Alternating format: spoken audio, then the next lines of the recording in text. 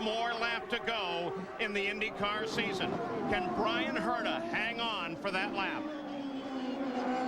Well, remember one thing too, Zanardi's got to get right behind him, and then he's got to find a way past him. He's got to be able to pass him. Brian can't afford to make any mistakes here.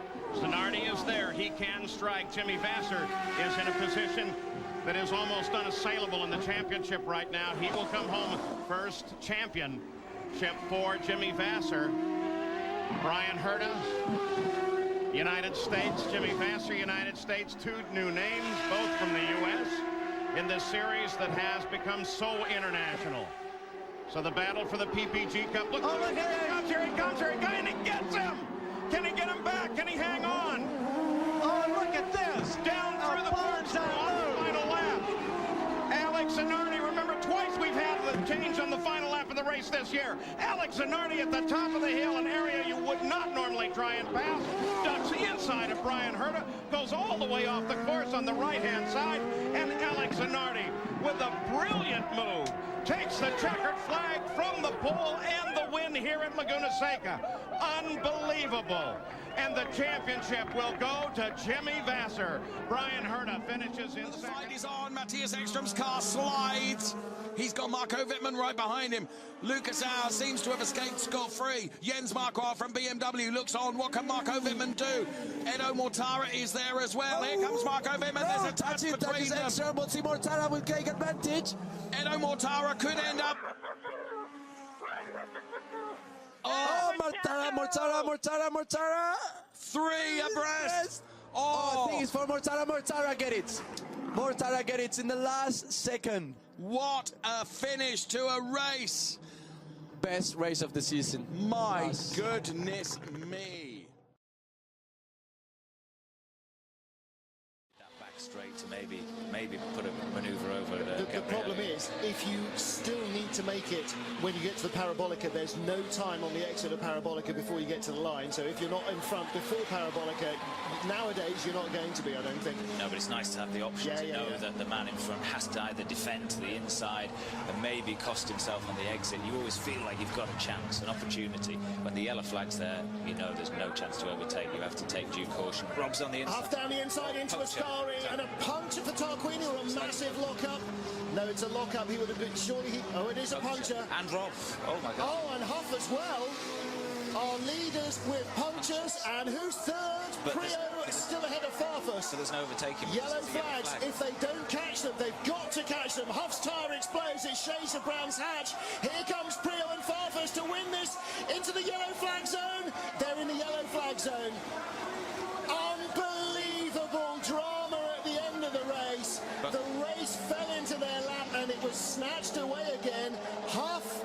Oh, is it? Well, they're going by Tarquini and the green flags. Green flags on the exit. So they're still going to win it. Wow! Great thinking by the BMW pair. And where are Huff and Tarquini going to end up? Huff in third at the line still? Yes! That is incredible. Absolutely. Have you ever seen the like, even at Monza? I've never seen anything like that before. I mean, I know there was a puncture a couple of years ago. The veteran Herta on the low side, and Yasukawa, the rookie. Hornish coming up on the outside. They run three wide into three. I don't know how this is going to work, Paul. And be careful. Three wide, still three wide. Oh, it takes your breath away. With each other. Three wide, go ahead, move on down, move on down. Roger Yasukawa, the rookie, and it was in the middle like a ping pong ball. Dixon coming down the inside now. Hornets into second place. Dixon is third. Yasukawa just finally said, I've had enough of this, and had to get back out of there. Herta still the leader. 4 laps to go.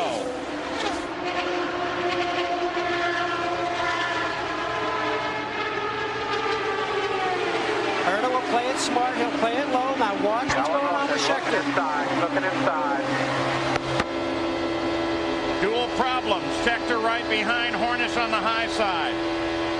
But Brian Herta has been given this car a great ride this year. And still the quick way. This is so much fun, Paul. This is when the drivers love this shootout. Got one inside, got one inside. Two to go, two to go. The crowd on its feet, 2 to go. Clear inside. And you know Texas before we decide the championship. Herta still holds on down low. Herta sees the white flag, 1 to go. Hornish now surges ahead. White flag, Now that's very important what we just saw there, Paul, because at the line, Herta was actually not far enough ahead of Hornish. Closest On the low side. Closest finish in IRL history was here last year. Will it be closer this year? Hornish and Herta. They hammer for turn 3. Come through turn 3. The final corner just ahead.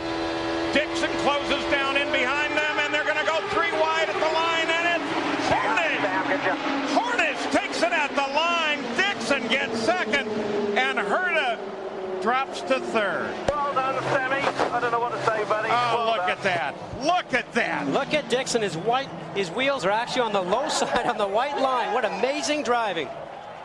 Michael Andretti is able to get back on the back wheel of Tommy really quick, and that I think that's the crowd howling as they emerge into the arena. 1 lap. And 1 lap to go. We're on the Brabham Straight. Here comes Hopkins trying to take the tight line as they go down into Pelican Bend. Tommy Hill goes across to defend it. I'll tell you what, this is blokes racing this. This is bloke stuff this now. It's the biggest man that's going to take this. Into Druids Hill Bend. Hopkins looks to go round the outside. Surtees, he'll definitely look at Surtees. Well, Hopkins, he's been strong there. Because he's been, he's going for the wide line to get a good kick out onto the Cooper Straight. Tommy has to defend. He's got to give him the long way round.